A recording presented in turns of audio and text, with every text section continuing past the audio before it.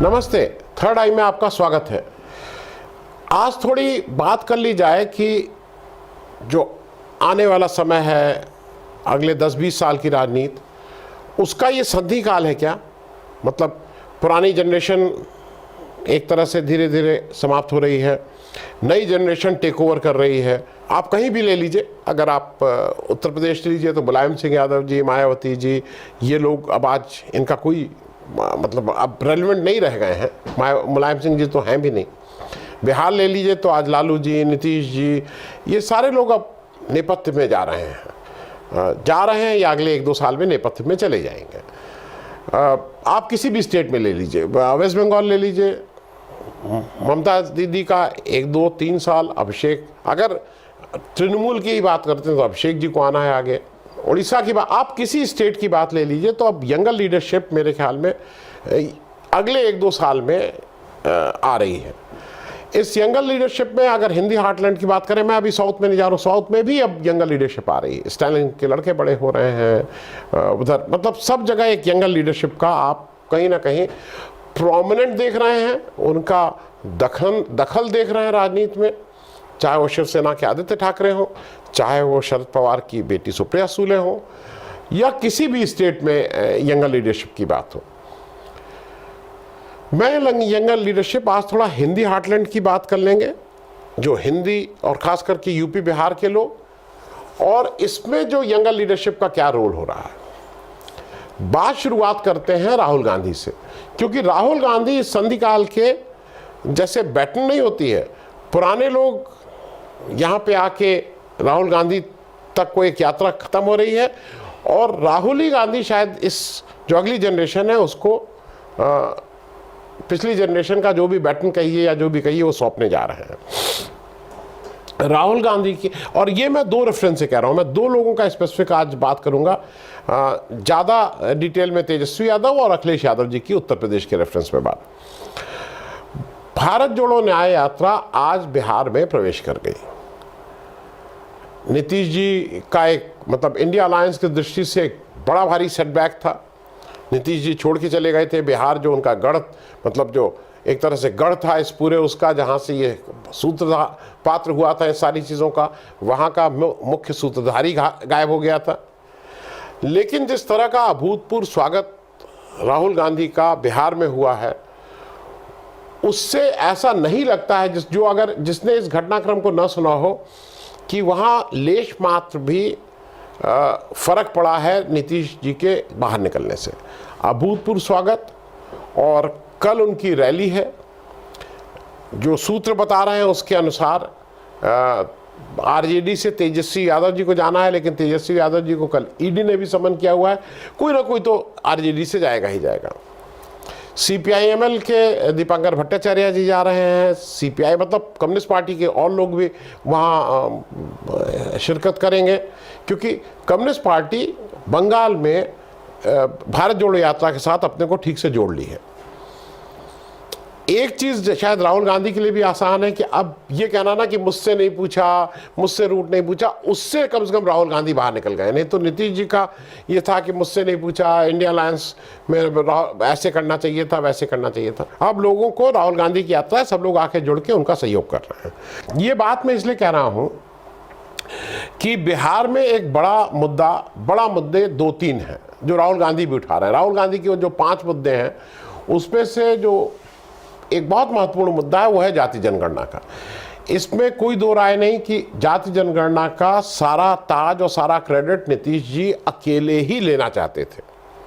लेकिन ये भी याद रखने वाली बात है कि वो नीतीश जी ने जो ये निर्णय लिया और ये जो जाति जनगणना कराई, वो उन 18 या 17 महीने में कराई जब महागठबंधन की सरकार इन प्लेस थी, और वो उस महागठबंधन सरकार का निर्णय था। और उस महागठबंधन सरकार में नीतीश जी के केवल 45 वोट थे, नीतीश जी की मेजॉरिटी नहीं थी। तो अगर उस जाति जनगणना का कोई भी पुण्य है, कोई भी बात है, तो उसका पुण्य तो उस महागठबंधन सरकार को मिलेगा ही मिलेगा। नंबर 1। नंबर 2, नीतीश जी आज जहां जिसके साथ जाके बैठ गए हैं वापस बीजेपी के पास, बीजेपी इस जाति जनगणना को इस स्वरूप में नहीं चाहती है। ये स्पष्ट है, इसमें कोई घुमाने फिराने वाली बात नहीं है। तो अगर जाति जनगणना को मानने वाले और चाहने वाले महागठबंधन में बैठे हैं और वो आज भी उसको जोर शोर से उसकी डिमांड कर रहे हैं, तो उसको नीतीश जी उसको विरोध कह लीजिए, डायरेक्ट तो विरोध करने का किसी का वो नहीं है, लेकिन घुमा फिरा के किसकी क्या ऐसे कर देंगे वैसे कर देंगे, उन लोगों के साथ नीतीश जी ने हाथ मिला लिया है। तो उसका कुछ भी जो पुण्य है, उस पुण्य का लाभ तो भाई महागठबंधन के लोगों को मिलना चाहिए, ज़्यादा लाभ तो उनको ही मिलना चाहिए। राहुल गांधी भी जाति जनगणना को अपना एक प्रमुख मुद्दा, आज से नहीं, वो उसको पकड़े हैं तो उसको छोड़ नहीं रहे हैं, उसको बनाए हुए हैं। बहुत से लोगों का जब बात होती है, मैं टीवी डिबेट में, टीवी डिस्कशन में, कि अरे राहुल गांधी को इससे क्या, इससे कोई वोट मिलेगा। बिहार में जाति जनगणना एक बड़ी रियलिटी है और उससे एक जमीन पे वोट का फर्क पड़ता है। अब दूसरी बात यह है कि मैं भी मानता था, सब लोग मानते थे कि नीतीश जी के अपने वोट, जो अपनी जात के वोट हैं, वो तो 2-3% हैं, 3% है, लेकिन वो एक ओबीसी वोट को प्रभावित जरूर करते थे। और ये भी फैक्ट है कि ओबीसी वोट ज्यादा संख्या में बीजेपी को पिछले इलेक्शन में मिले थे। लेकिन अगर बिहार में जात जनगणना, जात की बात होती है, तो जात के सबसे सोशल जस्टिस के सबसे बड़े लिविंग चैंपियन मैं बार बार बोल रहा हूं, लालू प्रसाद यादव, वो उनसे कोई ले नहीं सकता है। ये बात मैं इसलिए कह रहा हूं कि लालू जी ही ने मंडल के बाद जिस तरह से बैकवर्ड कास्ट को उनको अपना स्थान दिलाया, उनको एक पहचान दी, वो एक बड़ा काम था। तो अगर जाति जनगणना में जो जात के अदर देन रिजर्वेशन, जो उसको अपना एक समाज में उचित स्थान मिलने की बात है, उसके बड़े सेनानायक हरदम लालू प्रसाद यादव रहेंगे। तो ये भी एक सोचने वाली बात होगी। दूसरा एक जो बड़ी बात राहुल गांधी कहते हैं, वो दोनों चीजें मतलब एक दूसरे से रिलेटेड रहती हैं, महंगाई और बेरोजगारी, या बेरोजगारी और महंगाई। वो बेरोजगारी पे बहुत राहुल गांधी बोल रहे हैं, लेकिन बेरोजगारी पे किसी स्टेट में कोई व्यक्ति जिसने केवल बेरोजगारी को अपना मुख्य चुनाव प्लान बनाया था, वो उसका नाम है तेजस्वी यादव। 2020 के इलेक्शन में उन्होंने कहा था कि 10 लाख नौकरियां हम देंगे, और शायद लोग इसको कुछ भी कहें, उनको जो सीटें मिली थी, 75 सीटें, सबसे बड़ी पार्टी के रूप में उभरने का जो सबसे बड़ा कारण था वो बेरोजगारी था। क्योंकि उन्होंने सीधे युवकों को, नौजवानों को एड्रेस किया था, और अपने को उस नौजवान से वो आज कम्युनिकेट करते हैं। आज वो उस नौजवान के साथ जब वो बेरोजगारी की बात करते हैं, तो उसको लगता है कि ये कोई व्यक्ति है जो मेरी बात कर रहा है। और दूसरी बात, नीतीश जी ने उसका उपहास उड़ाया था। नीतीश जी ने उस समय कहा था ये कैसे हो सकता है। हालांकि ये वैसे ही हो सकता है जैसे आप रेवड़ी बाकी जगह पे बांटते हैं कि सिलेंडर 400 और कहीं पे 300 और क्या क्या इस तरह की बातें करते हैं। तो अगर आप सिलेंडर और कौन कौन सी वजीफे आप दे सकते हैं, तो ये तो बेरोजगारी दूर, ये तो रोजगार देने की बात है। जहां आदमी काम करेगा तब आपसे पैसा लेगा। जब बिना काम किए आप वोट खरीदने के लिए बीजेपी तैयार है, तो आप यहां तो रोजगार के साथ काम करके पैसा लेने की बात है। 3.25 लाख रोजगार नीतीश कुमार जी का कहना है और तेजस्वी यादव का कहना है कि महागठबंधन सरकार ने 17 महीने में दिए थे। अब मैं उस बेसिक फैक्ट्स पे आ रहा हूं। नीतीश जी कहते हैं कि मुझे काम नहीं करने दिया गया था, तो वो काम नहीं करने दिया गया था, इसका मतलब कोई और काम कर रहा था। तो ये 3.25 लाख तो ये पक्का है, इसमें कहीं कोई दो राय नहीं कि जब नीतीश कुमार आए तो 9 अगस्त 2022 को आने के बाद 15 अगस्त को जो भाषण दिया, उसमें तेजस्वी के और आरजेडी के दबाव के कारण उनको इस 10 लाख की बात भी कहनी पड़ी थी, और उसमें से 3.25 लाख रोजगार दिए गए। बिहार ही एक ऐसा स्टेट है पूरे उसमें जहां में इतने रोजगार एक सरकार ने दिए हैं पिछले 17 महीने के अल्प अवधि में। और रोजगार ही को लेके राहुल गांधी भी लगातार युवकों से बात कर रहे हैं। ये लगातार उनसे कह रहे हैं कि भाई तुम्हारी समस्या सबसे बड़ी रोजगार है। और इस समस्या को जिस तरह से तेजस्वी यादव ने पकड़ा था, एक तरह से नब्ज पकड़ी थी, और उसके साथ उन्होंने इसको मिशन के तौर पे बनाया था। 17 महीने मिले, 17 महीने में अगर 3.25 लाख रोजगार उन्होंने दिए हैं, तो अगर उनको 5 साल का समय मिलता तो बिल्कुल 10 लाख रोजगार तेजस्वी डिलीवर कर सकते थे। तो वो जो विधानसभा चुनाव में जो होगा, लेकिन मुझे लगता है कि इसका फर्क मेरे ख्याल में लोकसभा चुनाव में भी पड़ेगा, क्योंकि लोकसभा चुनाव में भी तो युवक वोट देते ही हैं। अब 2-3 बिहार के यंगर नेताओं की बात इसलिए कर लें कि वो उनका रोल क्या रहेगा, उनका एक इंपॉर्टेंट रोल रहेगा। पहली बात कर लें पीके, प्रशांत किशोर की। प्रशांत किशोर कल भी अपना वो एक बेतिया में शायद थे, या अगर मैं गलत नहीं हूँ बेतिया या कहीं पे थे, वहाँ पे वो 13 जिले कवर कर चुके हैं, 17 महीने से चल रहे हैं, पद यात्रा कर रहे हैं, जनसुराज उनका है। वो कितने ठीक हैं, कितने अच्छे हैं, कितना असर पड़ेगा, कितना असर नहीं पड़ेगा, मैं इस पे नहीं जा रहा हूँ। लेकिन एक व्यक्ति गांव में चल रहा है तो मैं इसको एक्नॉलेज जरूर करूँगा। मैं प्रशांत किशोर जी का क्रिटिक रहा हूँ, मैं सार्वजनिक रूप से कह दूँ। मैं जब तक वो ये चलना नहीं शुरू किए थे, पदयात्रा नहीं शुरू किए थे, तो मैं उनको मैनेजर मानता था। लेकिन अब चूंकि वो गांव में कनेक्ट हो रहे हैं, गांव-गांव घूम रहे हैं, तो वो अब ज़रूर देश की आत्मा को समझने का प्रयास कर रहे हैं, और ज़रूर समझ भी रहे हैं।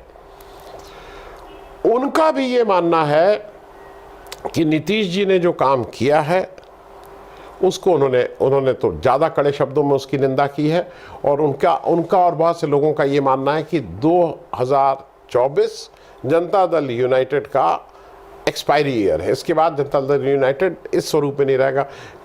उसके कई हिस्से हो सकते हैं, जो जनता पार्टी 1977 की, जनता दल 1979 का, उसके बाद हिस्से हो गए, वो डिसइंटीग्रेट हो जाएगा। तो और प्रशांत किशोर लगातार एक बात कह रहे हैं पिछले 2 साल से कि कांग्रेस ही एक विपक्ष है जो बीजेपी के सामने खड़े होकर वही ऑल्टरनेटिव दे सकती है। उसके बाद उसको वो अपना सारा ध्यान बिहार में केंद्रित किए हुए हैं। वो बिहार को एक मॉडल स्टेट के रूप में डेवलप करने का उनका सपना है। वो कहते हैं कि मैं इसको डेवलप कर लूँगा, जिससे वो ये कहते हैं कि उनका सपना यह है कि बिहार को ऐसा स्टेट बनाना चाहते हैं जहाँ पे दूसरी स्टेट के लोग आके नौकरी करने के लिए वहाँ जाएँ। कुछ इस तरह का एक आइडियलिस्टिक बात करते हैं। लेकिन वो ये भी कहते हैं कि इसका जो क्रिटिकल मास जो सेंट्रल हुआ है वो कांग्रेस ही होगा। दूसरे, और इसलिए जो भी वो कर रहे हैं या कर रहे हैं वो कहीं ना कहीं डायरेक्टली इनडायरेक्टली बीजेपी गठबंधन को के अगेंस्ट जाएगा।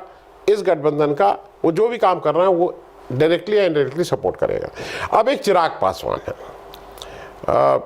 एक खराब कहावत है कि जड़ में मट्ठा डालने का काम वो कर रहे हैं। वो खुलेआम उन्होंने कहा है कि नीतीश जी को, मतलब अब ये तो उन्होंने सार्वजनिक रूप से कर दिया कि जहाँ जहाँ उनके कैंडिडेट खड़े होंगे वहाँ वहाँ चिराग पासवान उनको हराने का काम करेंगे। अब चिराग पासवान अगर नीतीश जी को हरा रहे हैं तो उससे फ़ायदा किसको हो रहा है? उससे फ़ायदा इंडिया गठबंधन को हो रहा है। तो ये 2 यंगर लोग भी एक बड़ा रोल प्ले करेंगे। मैं 1-2 व्यक्तियों की, मैं तेजस्वी यादव के पास आने से पहले एक व्यक्ति, क्योंकि एक व्यक्ति को लेके बहुत वो होता है, वो नाम है तेज प्रताप यादव का, लालू जी के बड़े लड़के का। मस्खरे के रूप में अपनी सुनते नहीं हैं इस तरह की बात। उनका पत्नी से भी कुछ मतभेद हुआ, उस पर भी कहा गया कि भाई लालू जी की बात नहीं सुने। लेकिन तेज प्रताप यादव इस वाले उसमें वन मंत्री थे। आप पिछले 18 महीने में मुझे एक ऐसा इंसिडेंट बता दीजिए जो तेज प्रताप यादव जी की वजह से मंत्रिमंडल को, बिहार को, लालू यादव को, उनके भाई तेजस्वी यादव को एम्बैरेसमेंट हुआ हो, उनको लगा हो कि नहीं ये नहीं करना चाहिए था। मेरे दफ्तर के कुछ लोग हैं वो तेज प्रताप यादव के फ़ैन हैं, और वो यादव नहीं है, मैं ये भी स्पष्ट कर दूं, क्योंकि यादव, उनका कहना है कि वो तो आदमी क्रिएटिव है, वो तो कलाकार आदमी है। अगर कोई बांसुरी बजाता है, अगर कोई शंख बजाता है, तो ये कलाकारी तो दूसरा नहीं कर सकता है। कोई भी कलाकार मन से खराब नहीं हो सकता, वो क्रिएटिव तो रहेगा। दूसरा, वो जितने नेता हैं सार्वजनिक रूप से, ये नेता बन के जाते हैं, वो सही में भक्त हैं। आपने उनको कई बार देखा होगा, कभी वृंदावन में तो कहाँ वो कहीं चले गए, 4 दिन रह रहे हैं, कभी शिव बन गए हैं, कुछ बन गए हैं। और जब बीजेपी सब कर रही थी तो उन्होंने कहा कि राम जी हमारे सपने में भी आए थे और वो कहे थे कि हम 22 को नहीं आएंगे। तो भाई अगर किसी को कोई कहता है कि आएंगे, वो कहता है नहीं आएंगे, तो ये तो वो है। लेकिन मूल रूप से अगरबत्ती बनाना, ये बनाना, कुछ ना कुछ क्रिएटिव काम वो व्यक्ति करता रहता है। अब मैं आ जाऊं तेजस्वी यादव पे।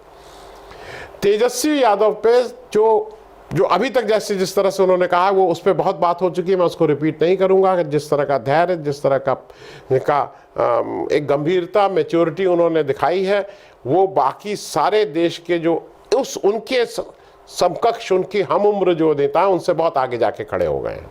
सत्ता उनके पास है, 75, अब 79 MLAs को लीड करते हैं वो। मैं एक बात इसलिए स्पष्ट करूं, मैं डेविल्स एडवोकेट होकर बात कर रहा हूं। मैं इन लोगों का प्रशंसक नहीं रहा हूं, लेकिन फिर भी मैं डेविल्स एडवोकेट। तेजस्वी यादव को बार बार कहा जाता है नवी फेल, नवी पास, नवी पास। तो इस देश में एक किसी बड़े नेता को अरविंद केजरीवाल चौथी फेल या चौथी पास बोलते हैं, नंबर 1। नंबर 2, जरा ये बैकग्राउंड समझ लीजिए कि वो नवी पास या नवी फेल, उन्होंने आगे की पढ़ाई क्यों नहीं की थी। आपको सचिन तेंदुलकर का मालूम है कि उनके पास कौन सी मास्टर्स की डिग्री है या कौन सी PhD है, या कहाँ से उन्होंने BA किया, कहाँ से MA किया? वो कितने पढ़े लिखे हैं?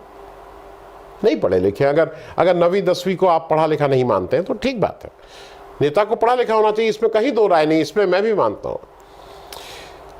तेजस्वी यादव ने जब अपनी 10वीं की पढ़ाई छोड़ी, दिल्ली में रहते थे, दिल्ली में को उन्होंने अंडर 17, अंडर 19 रिप्रेजेंट किया, नेशनल लेवल पर रिप्रेजेंट किया है क्रिकेट में। और अंडर 19 में इंडिया टीम के स्टैंड बाय में रिजर्व में थे, वो नहीं खेल पाए। क्रिकेट मुश्किल चीज है, कुछ लोग खेल पाते हैं, कुछ लोग नहीं खेल पाते हैं। अब मुझे दूसरी चीज ये बताइए, जिसके घर में जिसके पिता और जिसकी मां मुख्यमंत्री के पद पर रहे हों और उसके बाद भी मौके मिलते रहे हों, अगर वो चाहता तो क्या नकली डिग्री वो नहीं बनवा सकता था? नकली डिग्री का मतलब नकली छोड़ दीजिए, किसी को बिठा के घर में एग्जाम लिखवा देता है। बहुत कॉमन चीज़ है उत्तर प्रदेश में, आप जो भी देख रहे हैं इसको, ये बहुत कॉमन चीज़ है। घर में ही गुरुजी को बुलाता, गुरुजी से कहता कि कॉपी लिखो, गुरुजी कॉपी लिखते, पास हो जाता, BA करता, MA करता। कर सकते थे ना, ये ऐसा तो है नहीं कि नहीं कर सकते थे। तो आपको वो इस तरह की डिग्री लेने वाला नेता ज़्यादा ठीक लगता, या जो ये इनके इन प्रकरण कहता डिग्री ना होने पे भी कोई डिग्री इजाद करके कहता कि ये मैं ये पास हूं, ये पास हूं, या जो कहता है कि हाँ ठीक है मैं 9वीं पास हूं। देखिए, ये हमको और आपको, मैं इसलिए कह रहा हूं कि अगर कोई व्यक्ति ईमानदारी से अपनी शॉर्टकमिंग्स को कह रहा है तो हमें और आपको उसको स्वीकार करना चाहिए, क्योंकि अगर वो 9वीं पास है तो हैं, हम उनको उस परीक्षा की कसौटी भी ना करें। उनको पढ़ना चाहिए था, मैं इसको बार बार कह रहा हूं। लेकिन इस देश की अगर HRD मंत्री की कितनी शिक्षा थी जब मोदी जी आए तो जिसको बनाया था, उसके मुकाबले अगर तेजस्वी यादव की शिक्षा की जगह उन्होंने क्या काम किए, क्या वादे किए, उस कसौटी पे कसा जाए तो ज़्यादा ठीक होगा। मेरे ख्याल में आज समय नहीं है, मैं अखिलेश यादव जी के बारे में भी एक अलग से इस पर ज़रूर बात करेंगे कि उत्तर प्रदेश में देर आयत दुरुस्त आयत उन्होंने स्टीयर करना शुरू किया है। उन्होंने साफ साफ कहा है कि सारी चीज़ें सौहार्दपूर्ण वातावरण में चल रही हैं। Coming back to Bihar, Nitish ji का जाना, शायद अभी जाना ज़्यादा बेहतर था। नीतीश जी अगर जितना लेट जाते उतना ज़्यादा नुकसान इंडिया अलायंस का करते। देखने वाली बात यह है कि जो वो गए हैं और उससे जो एक साइकोलॉजिकल झटका लगा है, उसको ये यंगर जनरेशन इन बिहार और भारत जोड़ो यात्रा के रूप में राहुल गांधी और बाकी स्टेट में जैसे महाराष्ट्र में एक पूरा महाराष्ट्र विकास अघाड़ी है, ये लोग उसको, उस क्षति को कितना पूरा कर पाते हैं। बहुत बहुत धन्यवाद, थैंक यू।